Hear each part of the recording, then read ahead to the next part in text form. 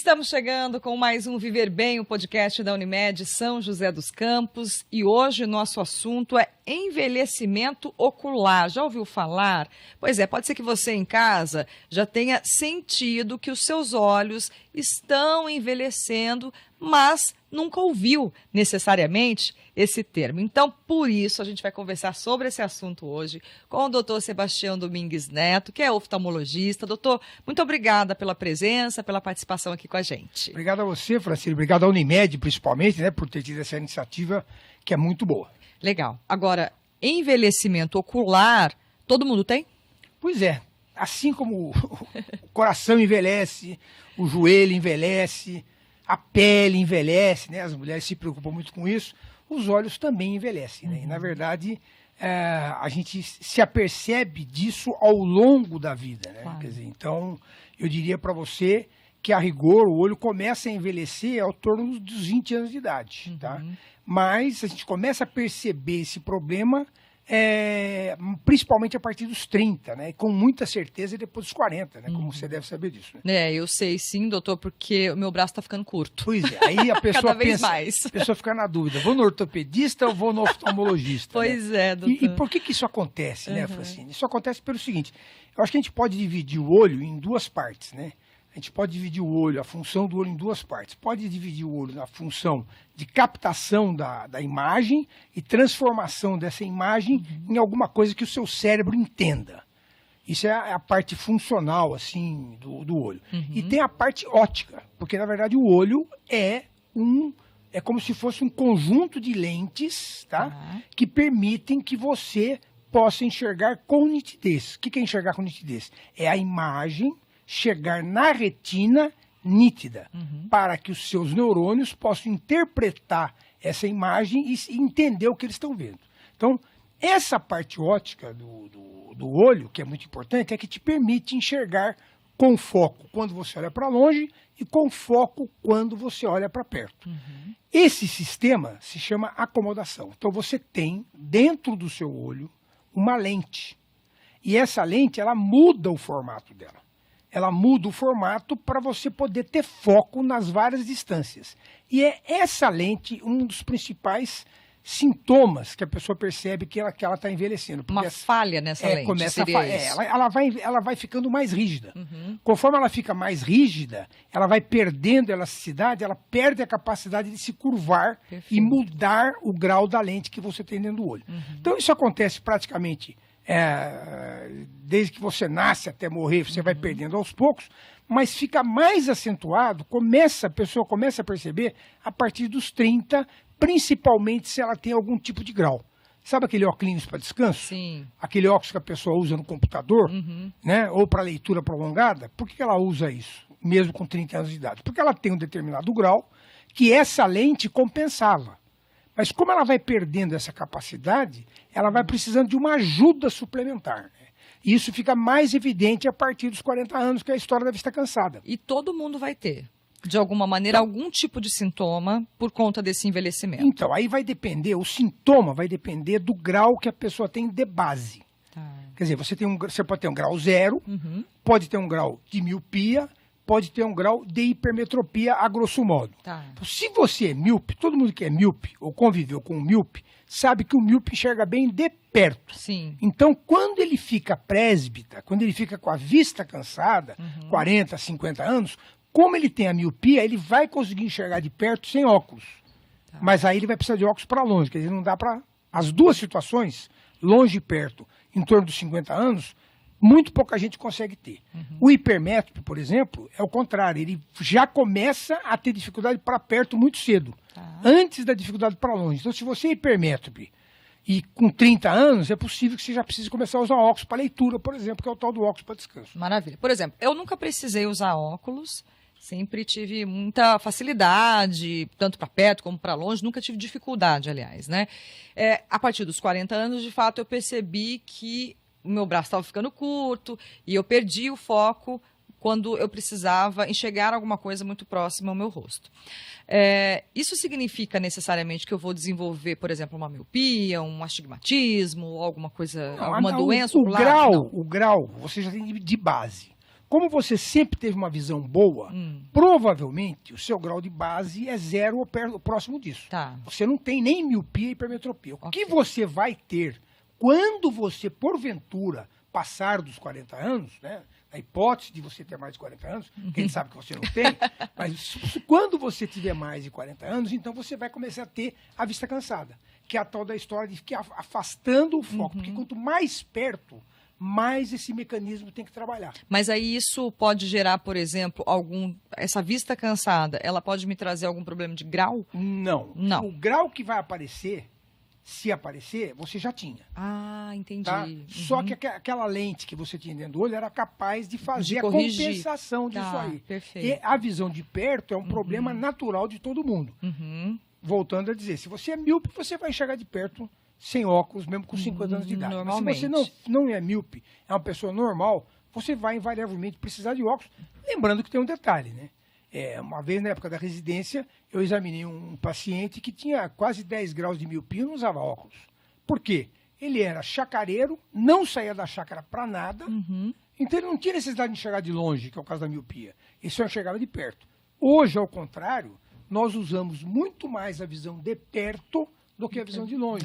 Então, por causa de toda a atividade que a gente tem intelectual. Então, é mais, vamos dizer assim, é mais evidente que você acabe precisando do óculos por causa disso. Por conta das telas, né, doutor? O celular, computador, enfim, tá tudo muito mais próximo, né, para a gente enxergar. Agora, a gente está falando de vista cansada, dessa dificuldade para enxergar de perto, né, com o envelhecer dos olhos, mas existem outras doenças que aparecem com esse envelhecimento ou provocadas pelo envelhecimento ocular? A principal delas, eu diria, é a degeneração da retina, né? Porque todo organismo vivo, né, do seu corpo inteiro, é um organismo vivo, ele envelhece, ele vai perdendo a capacidade que ele tem de exercer aquela função, tá certo? Então, isso acontece também com as células da retina que fazem a captação da imagem para transformar, a captação da imagem para transformar ela em alguma coisa que você possa entender.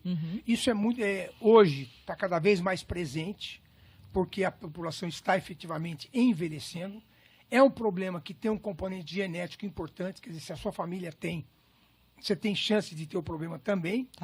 Existe um fator preponderante, que é muito importante que seja comentado, que é a questão da exposição à ultravioleta. A gente se preocupa muito com a pele, né? Sim. Vamos proteger a pele, passar filtro solar? Beleza, então vamos proteger também a sua retina. O que eu falo, por exemplo, eu opero um paciente de miopia, ele vai parar de usar óculos, ele tem 30 anos de idade, ele vai parar de usar óculos, você vai usar óculos de novo com 50. Eu recomendo a ele, veja bem, você quando usava óculos, você tinha um filtro de ultravioleta na lente do seu óculos. Quando você tira o óculos, você perde essa proteção. Você tem que usar óculos, porque a expectativa de vida da turma mais nova é maior do que a nossa. E quanto mais exposição, maior tendência você tem de ter o problema na retina. Pois é, e que tipo de problema é esse, doutor, na retina? A retina ela perde a capacidade ela deixa de ser uma célula normal para ser uma célula tipo cicatriz. Provoca um processo inflamatório. O processo inflamatório, ele na verdade substitui a célula normal por uma célula inflamatória. E com isso a retina perde a função. Ela efetivamente não consegue enxergar. Então, por exemplo, você vai ler alguma coisa, você não vai conseguir ler. Você pode ver o que está acontecendo, você pode ver a página do jornal, você vê o jornal inteiro, mas você não consegue focar, identificar exatamente aquela lente, porque esse problema afeta principalmente a parte central da retina, que é a mácula, que é a parte muito pequenininha, medimicras, e ela é fundamental para a visão de detalhes, que é a visão da leitura, por exemplo. E todo mundo vai precisar, em algum momento da vida, usar óculos? Ou seja, todo idoso vai usar óculos? Então, isso aí varia muito, como eu falei no começo, de acordo com a atividade, né? Quer dizer, a gente atende pacientes no consultório que têm necessidade de óculos e não usam. Por quê? Porque tem aquela questão que é a diferença do que o médico quer e o que o paciente precisa. O médico quer 100%.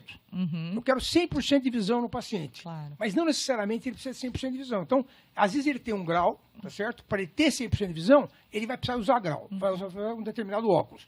Mas mas ele não usa, porque ele tem 70% de visão sem o óculos. E ele está completamente se sente bem naquela adaptado, situação né? dele, entendeu? É a mesma coisa. Até para tirar carta você não precisa 100% de visão. Você precisa ter 66%, 70% de visão. Então, quer dizer, não é todo mundo que vai usar óculos, tá? Mas a grande parte da população vai por conta da atividade que a gente usa hoje, que exige muito. Exemplo, né? Hoje é comum o idoso ir para São Paulo dirigindo. Ele precisa enxergar bem para longe. Claro. Tá certo? Ele vai ler o jornal, vai ver a internet, vai ver o WhatsApp. Então, hoje a demanda é que vai determinar a necessidade maior ou menor do óculos, né? Perfeito. Agora tem muita gente que recorre àquele óculos de farmácia. Ele é recomendado, doutor? Excelente pergunta. Na verdade, o que acontece é o seguinte, é preciso entender que o óculos de farmácia, assim como qualquer óculos, ele não vai fazer mal para você. Tá. O óculos, na verdade, ele não é tratamento, ele não consegue interferir no seu olho. O que ele faz é mudar a forma como a luz chega no seu olho, mais nítida ou menos nítida. Ele só interfere na passagem da luz para o seu olho. Tá. Qual o problema do óculos de farmácia? O maior problema do óculos de farmácia não é o óculos de farmácia, é o fato de você não ir ao oftalmologista. Por quê? Justamente você precisa do óculos de perto, pela vista cansada, quando você tem 40, 45, 50 anos. Que é a hora que vai aparecer o glaucoma, por exemplo, que pode te levar à cegueira. E que é uma doença silenciosa, né? tá? Silenciosa, a pessoa não sente nada, aí ele fica comprando óculos de farmácia, resolve aquele problema dele imediato e não vai ao oftalmologista. Quando ele vai ao oftalmologista, pode estar até cego, na verdade, como a gente vê acontecer. Então, o maior problema do óculos de farmácia é você não ir ao oftalmologista. Primeira questão. Segunda questão, o outro problema é o seguinte, os dois olhos não são exatamente iguais. Você pode ter meio grau de astigmatismo no olho, meio grau de hipermetropia no outro, então você pode ter uma diferença de um olho para o outro. O óculos de farmácia, ele é feito padronizado, o mesmo grau para os dois lados, e o que é pior, nós temos aqui a distância entre uma pupila e outra, que varia de pessoa para pessoa. E essa distância, quando você faz o óculos, ela é centrada no centro óptico da lente para te dar conforto e a melhor visão. Então, se você põe um óculos de farmácia que é feito para todo mundo, você vai ter dor de cabeça, você pode ter dor no olho, você pode ter cansaço, você pode ter desconforto, quer dizer, você pode ter sintomas, porque o óculos não resolve adequadamente o seu problema. A gente pode dizer, o senhor falou aí do glaucoma, a gente pode dizer que o glaucoma tem a ver também com o envelhecimento ou não? Tem a ver com o envelhecimento porque, na verdade, ele pode aparecer em qualquer idade, mas o mais comum é o que aparece realmente depois dos 40 anos, que é o glaucoma crônico simples, que tem um componente familiar, que tem maior incidência nos míopes altos, que também tem maior incidência nos pacientes diabéticos. Então, realmente, é uma doença também do envelhecimento. Também do envelhecimento. Não é exclusiva, mas ela tem uma incidência maior com a idade. Pois é. É porque eu já vi muito jovem com glaucoma. É raro, né? É raro, mas acontece. Enfim, talvez no meu ciclo ali, né, eu tenha encontrado um número relativamente alto, porque eu sempre considerei que fosse, de fato, algo que acontecesse com a avançada idade, né? Mas aí eu conheço uma amiga que trabalha comigo, que tem menos de 30, uma tia minha também descobriu antes dos 30, então achei o problema incomum, também tem né? a questão do diagnóstico, né? Porque o glaucoma, antigamente, se dizia que o glaucoma era a pressão alta no olho. Hoje o conceito não é mais esse. Ah, não? O conceito hoje é alteração da visão, tá? Que pode ser provocada pela pressão alta do olho. A pressão alta do olho é um fator. É um fator, tá. Entendeu? Então eu posso examinar você, você tem uma pressão alta fora do padrão normal, mas aquela pressão é normal para você. Então, sua pressão não serve mais de diagnóstico. Você tem que fazer outros exames, como o campo visual, o ACT, que é a tomografia de coerência óptica do olho, do fundo do olho, da papila, tudo isso. Então, precisa ver também essa questão do diagnóstico meio apressado, que pode levar a um mau entendimento da doença. Perfeito. Doutor, agora algo que é bastante comum, e eu acho que a maioria acredita que, quando a gente fala em envelhecimento ocular, principalmente, né, é a catarata. A catarata, ela é inevitável? Não é inevitável, tá? Mas é bem preponderante, né? ela pode ser também congênita, pode aparecer por causa de trauma, pode aparecer por causa de processo inflamatório no olho, em qualquer idade, tá certo? Mas a catarata que a gente mais lida é a catarata do idoso, que geralmente aparece depois dos 60, mas pode aparecer com 40, com 45, com 50, sendo que também ela tem alguns fatores que aceleram o aparecimento dela, né? Tá. O mais grave, o mais importante, é o uso de corticoide, né? Então, o paciente tem o olho vermelho, né? Aí vai na farmácia, pinga um colíriozinho de corticoide, o olho acalma, e passados aí 1 ano ou 2 de uso daquele colírio, ele vai ter não só a catarata, como também o glaucoma. Então, o uso indiscriminado de colírios, principalmente do corticoide, é um problema sério, tá certo? No aparecimento da catarata. A catarata do idoso, ela, como eu falei também, a diabetes também é um fator de predisponente que acelera o aparecimento da catarata, mas ela aparece geralmente a partir dos 60 anos. Mas não é obrigatório que todo mundo vai ter. Mas cai naquele começo da nossa conversa. Como hoje a demanda da visão é muito mais intensa, por exemplo, quando eu comecei a operar, que eu não vou dizer quando foi, senão o pessoal vai dizer que sou muito velho, mas quando eu comecei a operar, você só operava o paciente quando ele já não estava enxergando nada. Porque a cirurgia era traumática, a recuperação lenta e a visão não ficava igual. Hoje, com a técnica que a gente usa, focoemulsificação até laser, a recuperação do paciente é praticamente imediata. Quer dizer, rapidamente ele volta à atividade normal com o uso da lente intraocular, tá certo? E então ele recupera plenamente a atividade dele. Quer dizer, a gente sabe, há 30, 40 anos atrás, uma pessoa de 70 anos já, né, não saía mais de casa. Hoje em dia, o pessoal viaja, quer sair, etc. Então, ele precisa ter uma visão boa. Então, antigamente, a gente esperava muito para operar a catarata. Hoje, ao contrário. Que é esse lance de esperar amadurecer. Não existe mais isso. Hoje, na verdade, o que indica a catarata é, na verdade, o grau da catarata, o estadiamento da catarata e a necessidade do paciente. Porque não há... Eu até costumo dizer o seguinte, viu, Francine? Conforme o tempo vai passando, tá certo? As coisas vão aparecendo. Tá.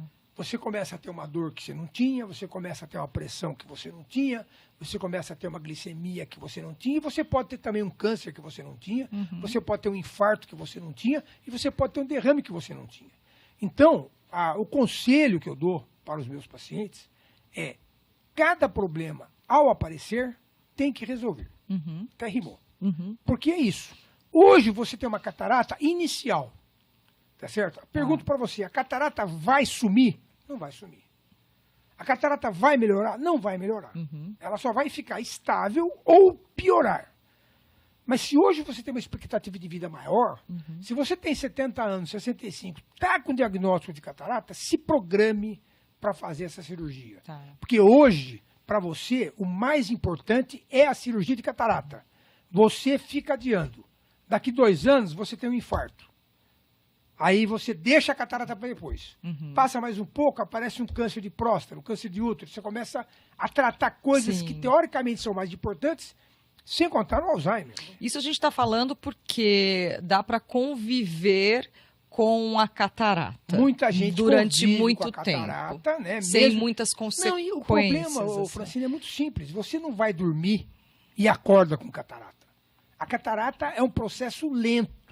Então a pessoa vai se acostumando. É comum, por exemplo, o paciente chegar no consultório: ô doutor, o meu marido está brigando comigo porque eu mandei ele trocar todas as lâmpadas de casa, porque eu não estou enxergando mais para ler, para costurar, e ele falou que eu estou ruim da vista. É catarata. Mas o principal sintoma é, de fato, a dificuldade de enxergar. Então, por exemplo, você pode ter como sintoma também, você está dirigindo à noite, começa a ter muito reflexo de farol, te incomodando. Você pode até não ter uma catarata muito avançada, mas isso é o suficiente para te atrapalhar na direção veicular à noite. Perfeito. Percebeu? Quer dizer, então é isso. Quer dizer, apareceu o problema, se programe e resolva, enquanto ele é o maior problema. Nós já operamos, eu, doutor Bijo e tal, já operamos pacientes, por exemplo, com Alzheimer, às vezes até avançado, cuja catarata foi delegada a segundo plano. E quando o paciente opera, mesmo com Alzheimer avançado, o convívio dele, a reação dele ao meio ambiente muda. Muda, né? Porque além do Alzheimer, ele estava cego. Então, quer dizer, o conselho é o seguinte: resolvam os problemas conforme eles vão aparecendo. Não há vantagem nenhuma em adiar. E digo mais para você, a catarata, quando você opera no começo, é uma cirurgia muito mais fácil para o cirurgião. E se ele é mais fácil para o cirurgião, tem menos chance de complicação. Resumindo, é melhor para o paciente. Também, então, não há vantagem nenhuma em postergar a cirurgia de catarata. E no caso da retina, doutor, envelhecimento da retina, degeneração? Então, a degeneração da retina, que eu já comentei no começo, é o seguinte, usar óculos escuros, e aí, até vi outro dia um podcast de um médico, que ele dizia o seguinte, eu estou me sentindo um charlatão. Não é o termo certo, né? É um embusteiro. Por quê? Porque as pessoas estão me pagando para eu falar para elas o que elas já sabem. Precisa fazer exercício físico, precisa ter uma alimentação regular e não pode fumar. Isso vale para tudo, vale também para a retina. Ah, é? Entendeu? Quer dizer, tem relação, tem por relação exemplo, com a catarata fumo, também. Está provado. Não, o fumo, com certeza, atividade é danoso, física. Não só para o nervo óptico, como para a retina. Tá certo? É danoso. O uso de vegetais, quem está acostumado a comer e tal, eles têm antioxidantes que também são importantes para evitar a catarata e para evitar também a degeneração da retina. Então, quer dizer, a alimentação saudável e exercício é bom para tudo, na verdade, né? Principalmente para você, né? E no caso da degeneração da retina, tem algum tipo de cirurgia que corrige? Então, ou tratamento?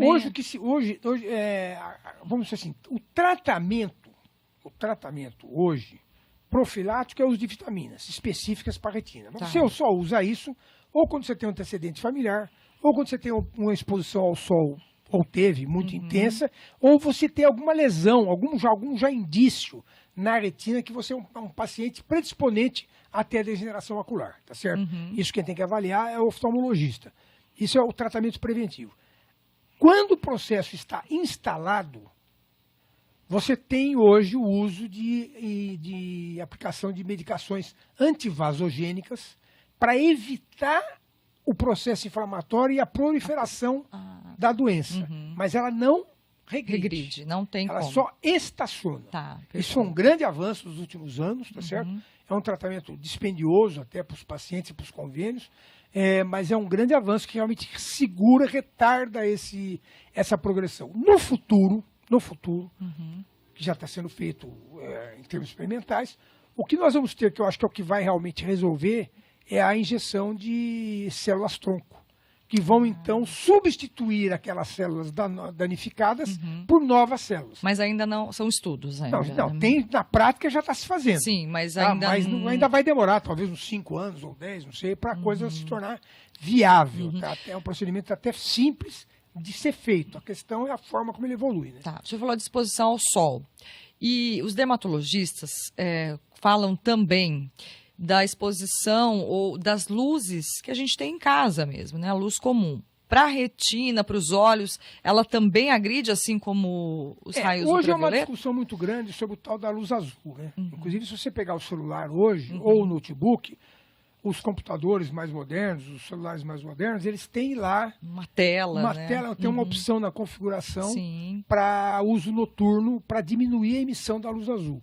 Não existe uma comprovação científica precisa sobre isso. Você tem testes em laboratório, onde você pega a célula, semelhante à célula do olho, e expõe a luz azul, e a outra você não expõe, e uma danifica, a outra não. Então, mas, na dúvida, pro réu. Então, realmente, procurar ativar essas opções de configurações, né?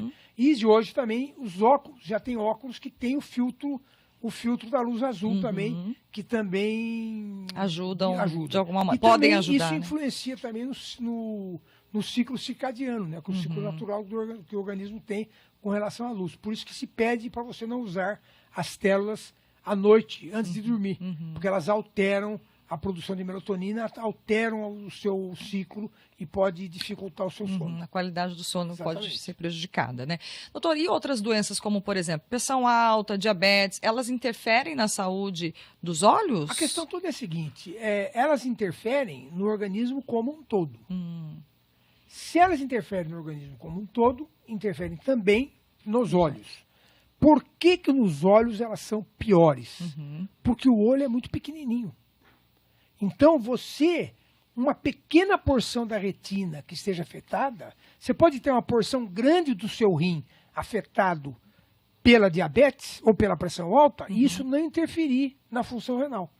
Mas você pode ter uma pequena porção da sua retina afetada ou por uma hemorragia da pressão alta ou uma hemorragia provocada por um neovaso do diabetes e ter uma hemorragia e ter uma grande perda de visão. Perfeito. Além disso, a retina é um lugar onde o oftalmologista consegue, o clínico também, olhando, ele olha a retina, ele está vendo os vasos do seu organismo. Na verdade, ele está vendo os microvasos do seu organismo. Então, ele já pode avaliar ali como é que está o seu organismo como um todo. É porque é muito comum, por exemplo, quem tem diabetes, despertar logo cedo essa preocupação em perder a visão, inclusive, e existe muitos casos. E perde mesmo, mas o paciente, aí vem aquela história que é muito comum.